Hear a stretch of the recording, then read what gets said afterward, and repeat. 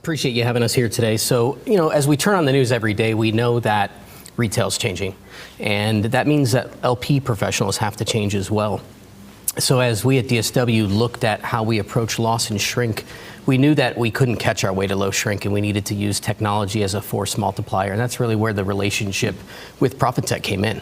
And it's about using a solution that empowers action with limited resources, because that's what we're faced with today. So today we really shared with the industry and our colleagues on how we've kind of re-architected our approach to shrink and loss, and are actively managing it in real time with data. And that's pretty much what we covered. Guy, would you add anything?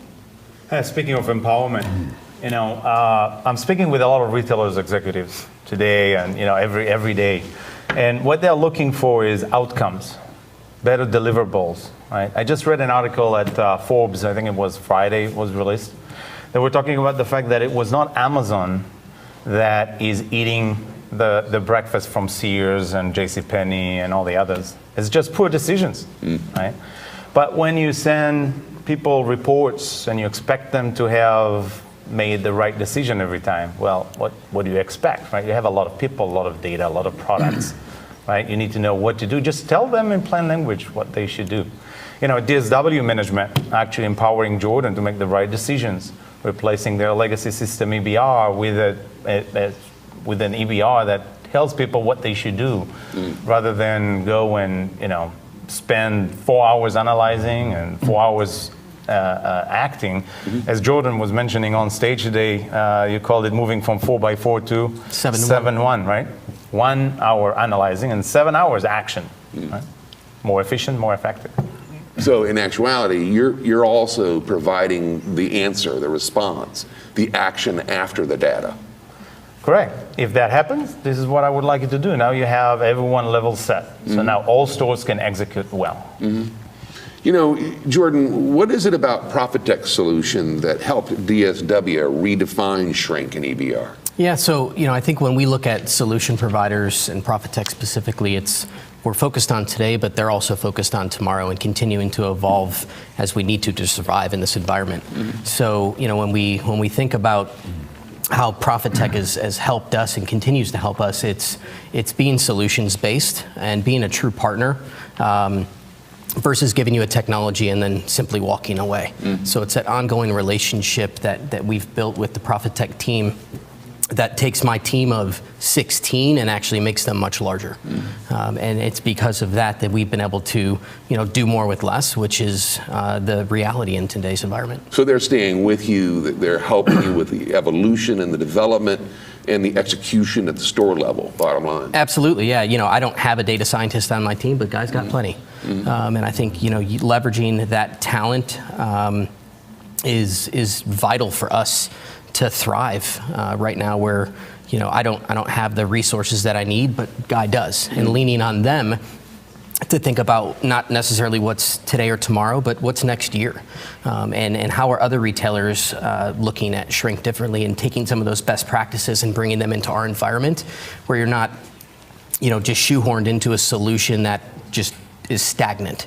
This dynamic solution that's configurable allows us to partner with Profitect to attack shrink and loss and margin erosion like we've never been able to do before. Yeah, beyond a typical EBR solution, basically, Absolutely. Of what they're accustomed to. Absolutely. I mean, you have a much broader scope and vision of the retailer. Yeah, absolutely. They have different departments using it. It started with loss prevention. At the time, it was the Jordan's reporting into the CFO role, and the CFO saw the value of the total loss, if you will, enhancing margin, expanding sales. Sales is cure of all evils, right? When you increase sales, everyone is happy. So people talking about shrink going in the wrong direction and shrink being acceptable. Well, we're saying, increase sales, reduce shrink, find the root cause, have people do the right thing over and over every time, because you're just asking them in plain language so everyone understands it. Right. But you mentioned conquering data, right? Using data, not just for an exception of X bigger than Y, but leveraging as much data as you can in order to identify that root cause. And triangulate it with inventory solutions like Zebra. It seems like Profitect has been making waves within retail and CPG. Why do they need prescriptive analytics? Because, a few things happen. Number one, there's more and more data coming in. Internet of Things, e-commerce, RFID data, people's data, right? Every one of us is walking with a number. Our MAC address on our phone is a number, right? If you leave the phone in the car, well, you have the car keys. Keyless, that's another MAC address number, right? So there's more and more data. People are changing. There's a high attrition, and executives are looking for outcomes. If you combine all of it, that's where prescriptive analytics come to mind, right? Look for the root cause. What can improve sales? What can reduce shrink? Find the root cause, have the descriptive insight in plain language, and prescribe what you want them to do. Now you're elevating it into a new role. Right. And causing action, positive action. So, Jordan, how has prescriptive analytics changed, how you do your job? Sure. So, when we began to look at the Profitect solution, this was over 4 years ago. The term big data has obviously been out there for a while, but it's really less about big data and more about actionable data. And providing an end user, whether they're an investigator, a regional LP manager, an analyst, or some corporate user, the ability to not just see a report that's static, but actually something that's dynamic that drives an action to take place is something that we knew we needed to adopt. And there was definitely, and we talked about it today, a change management piece of prescriptive analytics, because historically, as an LP professional, and you know this too, you're used to digging. The system does the digging for you, and we like that.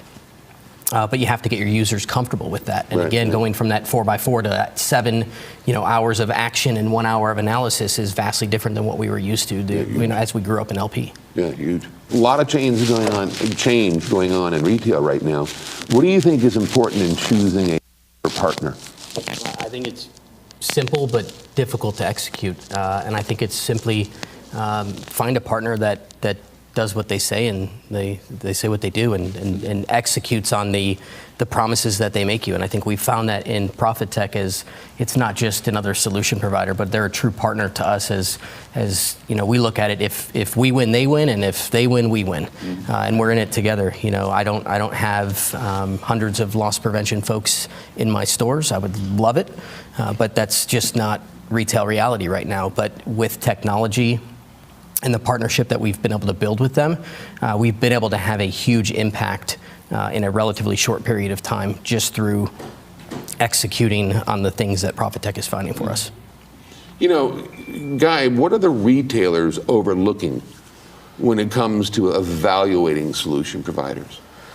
Yeah, well, often vendors comes in and they just dismiss the importance of how quickly a system can be up and running. And bringing up a system quickly minimize risk. Think about it. IT is betting on a vendor, right? Or loss prevention is betting on a vendor. It doesn't matter where the budget comes from. But if the implementation goes more than a couple of days, a couple of weeks, then who knows if it will ever be live. But the money is already out, right? And so minimizing the risk, finding the partner that can be live quickly is key to the success of the project. We just replaced an old EBR, legacy EBR, at one of the department stores in the US, and frankly, they went up live on our EBR before they even signed the dotted line, and that's part of the partnership. And so I would like to request any retailer who is looking for an EBR replacement, ask all the vendors out there, bring us live, and then we'll sign the contract. That's what we're willing to do. That's bold. That's bold. Great step for the year. Absolutely. Good We're luck here. with it. Good luck Thank you. with it. Thank you. Gentlemen, thanks for being here today. We appreciate it. Thank you. Thank you for having us. Well, that's it for this episode, ladies and gentlemen. We'd like to thank you for watching, and until next time, let's keep them all safe out there.